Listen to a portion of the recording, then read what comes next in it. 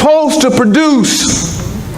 Am I talking to anybody? Have you ever felt like that? I'm supposed to produce, but I'm not producing. And no matter how much money Elkanah gives me, no matter how many portions, until I do what God has designed me to do, no matter what other people give to me, I cannot be satisfied because I know there's more. There's a call on my life. And if you're here today, I don't think you're here by accident. I think you're here by assignment, because God wants to wake up that call on your life. Notice what happens in Samuel's life. Samuel tries to go back to sleep. And here's one of the reasons you know that God is calling you, because you cannot go back to comfort when God calls you. He tries to go back to sleep, but there's a voice that keeps waking him up. He tries to go back and do business as usual, but he cannot go back and do business as usual because God is stirring something up on the inside. I came to tell somebody there's a reason that you can't sleep at night. There's a reason that mediocrity is not enough for you. There's a reason that even though you got a good job, it's not the best job, because you know God has a calling on your life. There's a reason that you do not just take any old thing, because you know God has greatness on your life. And you got to keep pushing until you figure it out. You got to keep walking with God until you understand the call. So I want to talk on my own breaking and this particular observation. And I can tell you just about every pain point in my path for the last several years have been just like clockwork. I mean, without taking notes. So some pain, remember, I shared that God allows, and other pains He orchestrates. But the observation number 2 is that the pain is designed to discipline you and not destroy you. So there's some pain points that I can identify that help to discipline me. What are you saying? Let me give you an example. Spur 408 right before Keys. Beltline right in the middle before going from Irving into Grand Prairie. I know those streets real well. And those points, how do I know? Because I've gotten maybe 3 tickets in the last 20 years. But I was at each one of those spots when I received it. 35 right before getting to the Market Center area. That was where an 18-wheeler's pipe fell off just last year. Hit my car, could have taken me out, but God's grace. Every time I drive there, it's been months now, I feel it. And I make sure that I'm not looking at anything on my phone or even talking, because the pain. Now, sometimes I have to ask for forgiveness if I go 5 miles over the speed limit, but whenever I'm going down Spur 408 Keith, when I got the ticket, when they were hiding, I always let up a little bit, even unconsciously, because the pain.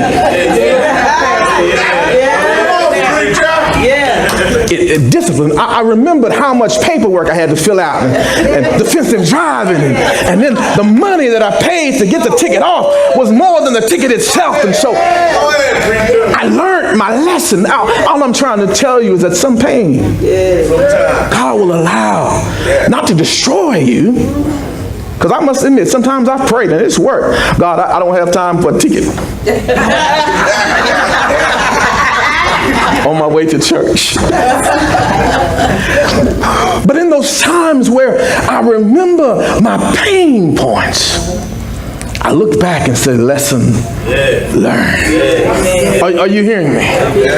Lesson learned. And what I'm trying to tell you is that sometimes we don't look like what God had in mind. And so sometimes in order for us to get off of our plan and onto God's plan, guess what? God will employ pain. Yes. Amen. If I were to take a poll and ask you, how did you learn to pray? Would you tell me because you came to Bible study and Pastor James says, here are the 4 ways you pray? Or would you tell me that when pain became so severe, you didn't know Greek, you didn't know Hebrew, but you said, Lord, help! There are atheists who fly American and Southwest, and when they hit certain pockets, they say, Jesus. Anybody hear what I'm talking about? And some of us, when we experience pain on our way to our promise, we forfeit the promise because we get out of character, because we lose our coat. Yes. But Joseph lost his coat, but you see him as he moves from the pit to Potiphar's house, to prison, to finally Pharaoh's court. He's the same consistent Joseph who has character. He does not let where he is change who he is. And I got to ask you, have you let where you are change who you are? Have you let what you lost change how you behave? A second sign that God's hand is on you, even during times of pain, is the fact that favor will follow you. Oh no, it won't be with everybody, but God will give you favor with the right bodies. Because here's the thing about favor. When God allows favor to fall on your life, He will lead you with favor, but also understand you can have favor on one hand and attack on the other. But God's favor is bigger than we should not be anxious, Philippians 4, 6, and 7, about anything. But how many of you know you've been saved long enough to know that you don't worry, you like pastor, you just have intense concerns. And when you have intense concerns tied to pain, tied to those major life moments, I've seen both sides. Early in my life, it would cause me not to eat. And some of you know what that's like. You're so stressed that you can't think right, you can't eat right. But as I kept living, it went to the other end of the pendulum. The more pain showed up, the more pounds showed up. Because with the pain came pressure. And with pressure, even while I was praying, I was pulling out the potato chips. And they weren't lying. If there were ever a marketing tagline that was true, it is this one. You just can't eat one Lay's. I got a witness in the place. You ain't finished nothing. You didn't finish the book. You didn't finish the job application. You didn't finish your degree. But you started with one and you finished the whole thing. Go ahead now.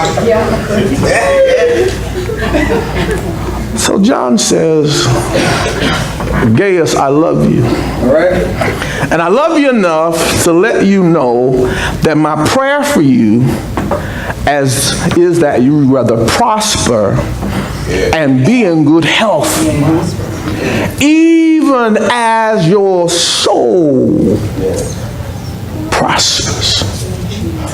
He says, I want you to be in balance in life. How many of you know folk that are so heavenly minded, they're no earthly good? And I wondered, God, how if you have all this power, why can't you give me power to say no to a pie? He's got all this power, but we don't allow his power to work for many of us in our everyday natural lives. Come on, make it plain. So that it begins, the pain that it is, that shows up in our lives begins to cause us to have imbalance. I talk about in the book a little bit about how I went through a major pain point in life as a divorce, as a pastor who went through a divorce. And I didn't know that the pain that entered my life on the inside started showing up on the outside until I had a transparent church member who was transparent with me and said, Pastor, how big you gonna get? Because, some of us, we just run and go. And I kind of avoided full-length mirrors and thought that if I just kept preaching through pain, there wouldn't be a problem. Yeah, I went and bought bigger sizes, but I didn't, And then when she said that, I stopped by the mirror and realized she was not lying. And so it was at that point where I began to face what I wasn't facing. And from that time, I've been on a journey preaching through pain, dealing with the pain of weight gain. Amen. There was something missing even in the preacher to where I was not prospering and being in good health, even as my soul was prospering. Wow. It's one thing to have faith. Yes. It's another thing to live in faith. So I had to start looking at the word in my life a little differently. And I want to talk about that just for a little bit today, because when John says that he wishes that Gaius would be in good health and that his soul would prosper, you have to understand they're connected. You know,